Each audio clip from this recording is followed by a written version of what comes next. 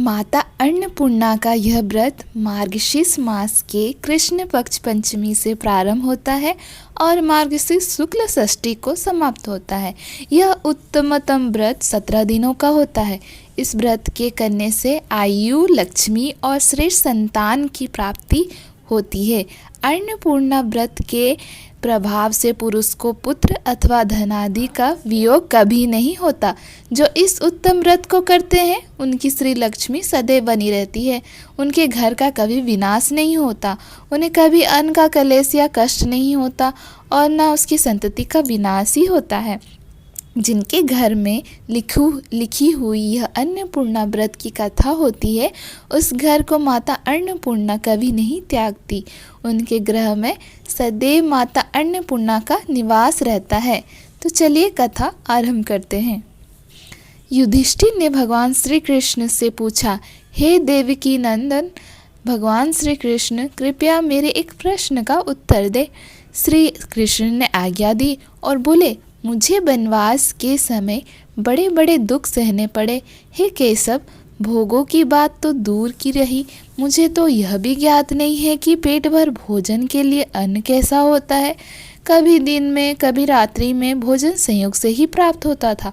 हे प्रभु, कभी सूखा, कभी कठोर, तो कभी स्वादिष्ट और कभी बिना स्वाद का भोजन प्राप्त कर विकल रहता हूँ, अथवा कभी कभी भूख से पीड़ित होकर पृथ्वी पर सो जाता हूँ। हे कृष्ण, विभिन्न प्रकार के कंद मूल, फल, शाक आदि को खाकर भी मेरा मन भूख से व्याकुल रहता है, जिसके कारण मेरी तृप्ति नहीं होती है। हे प्रभु, गांडीव को धारण करने वाले अर्जुन व महाबली भीम के साथ रहते हुए भी मेरा राज्य दुर्योधन ने हर लिया और मेरा अपने बंधु बांधवों से वियोग हो गया। हे पद्मनाभ, मुझे इस प्रकार का कष्ट क्यों सहना पड़ रहा है? हे कृष्ण, इस संसार में प्राणियों को अन्न कष्ट किस कारण से सहना पड़ता है? मुझ पर कृपा करके बताएं कि इस संसार में ऐसा कौन सा कर्म है जिसके करने से दरिद्रता व बंधु बांधवों से वियोग ना हो और ना ही किसी से द्वेष हो अथवा ना ही किसी से कुछ मांगना पड़े। श्री कृष्ण बोले, हे युधिष्ठिर, जब पिता की आज्ञा को मानकर समस्त राज्य त्याग कर 14 वर्ष श्री रामचंद्र अपनी पत्नी सीता और अपने अनुज लक्ष्मण के साथ दंडकारण्य वन में निवास कर रहे थे, उस समय एक दिन लक्ष्मण भोजन की खोज में दिन भर वन में घूमते रहे, किंतु संध्या काल तक जब उन्हें कुछ न मिला तो वे श्री राम के पास लौट आए और उन्हें प्रणाम कर दुखी और आंखों में आंसू भर चुपचाप उनके सामने बैठ गए। ऐसी स्थिति में श्री राम ने अपने अनुज को मधुर वाणी से समझाते हुए कहा, हे वत्स, अपने हृदय को दुखी मत करो, क्योंकि इस संसार में प्राणी अपने भाग्य का फल भोगते हैं। मनुष्य पूर्व जन्म में जो दे आया है वही इस जन्म में प्राप्त करता है, इसके अतिरिक्त उसे कुछ नहीं मिलता। हे महाबाहो, जिसने दान में सुस्वाद, सुरस और मनोहर भोजन दिया है, वही अनंत प्रकार के खाने योग्य भोजन को प्राप्त करता है। जिन्होंने पूर्व जन्म में कुछ भी नहीं दिया है, वे हमारी तरह कष्ट को प्राप्त करते हैं।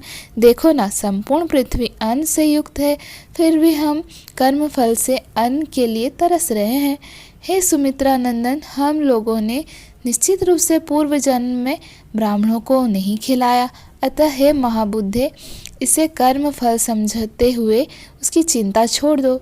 हे युधिष्ठिर, जब श्री राम और लक्ष्मण इस प्रकार का वार्तालाप हो रहा था कि महात्मा अगस्त्य ऋषि वहां पहुंच गए और श्री राम ने उठकर उन्हें प्रणाम किया। का उचित रूप से सत्कार हो जाने के पश्चात सुखपूर्वक बैठे हुए अगस्त्य ऋषि से श्री राम ने यही बात पूछी जो तुम मुझसे पूछ रहे हो। तब अगस्त्य ऋषि ने कहा, हे श्री राम, मैं इस विषय से संबंधित एक कथा सुनाता हूँ। इस धरती पर भगवान शिव की परम प्रिय काशी नाम की नगरी थी। महान अपारतर समुद्र रूपी संसार से मोक्ष कराने वाले 2 भाई निवास करते थे, देवदत्त व धनंजय नाम के 2 ब्राह्मण, जिनमें देवदत्त तो अति धनवान था, किंतु धनंजय धनहीन होने के कारण दुखी रहता था। बड़ा परिवार होने के कारण धनंजय अति चिंतित होकर सोचने लगा कि मैंने ऐसा क्या पाप किया है जिसके कारण मुझे अन्न प्राप्त नहीं होता है। क्या मैंने गर्भवती स्त्री अथवा बच्चों को दिए बिना अकेले ही सब कुछ भक्षण कर लिया था, या मेरे गृह से सत्कार के बिना कोई अतिथि वापस लौट गया? क्या मैंने किसी के द्वारा दिए हुए अन्न को श्रद्धा से ना खाकर उसकी अपेक्षा की? क्या उसकी निंदा की अथवा भोजन करते समय क्रोध करके उस अन्न को उठाकर दूसरी ओर फेंक दिया? क्या मैंने अन्न की उपेक्षा की? क्या मैंने किसी के द्वारा प्रदान किए हुए अन्न को बिना तृप्त हुए ही अहंकार से त्याग दिया, जिसके कारण मुझ कुटुंबी को प्रतिदिन ही अन्न दुर्लभ हो गया है, जबकि पूर्ण भोजन योग्य अन्न प्राप्त करने के लिए मैं दिन रात अधिक परिश्रम करता हूँ। मुझे अपने बालकों को देखकर मेरा हृदय दुखी हो जाता है।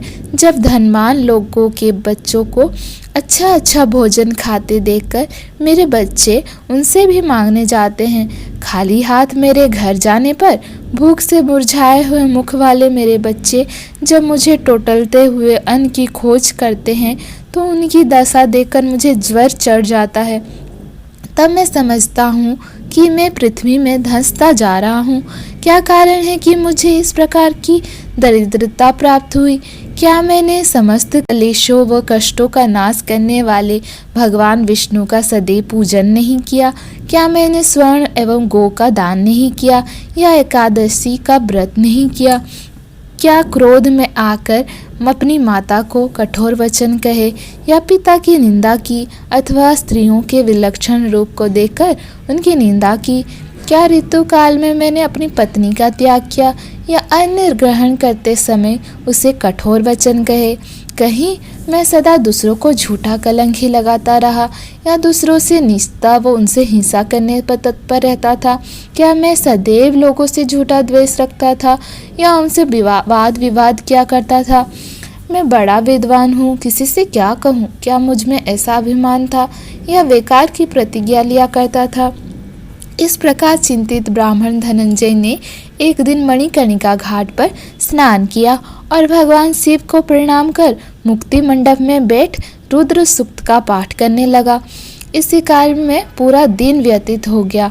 रात्रि में कुशा के आसन जमीन पर बिछाकर अपनी दरिद्रता का चिंतन करते हुए भगवान शंकर पार्वती का स्मरण करते कर ऐसे ही सो गया।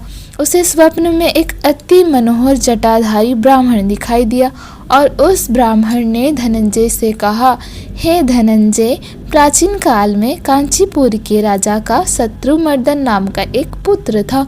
जब राजकुमार शत्रुमर्दन को उसके पिताश्री ने राजकुमार बनाया तो उसने अपने मित्र हिरम को राजकुमार ने अपने ही तुल्य कर दिया। एक बार राजकुमार अपने मित्र हिरम के साथ वन में शिकार करने के लिए गया।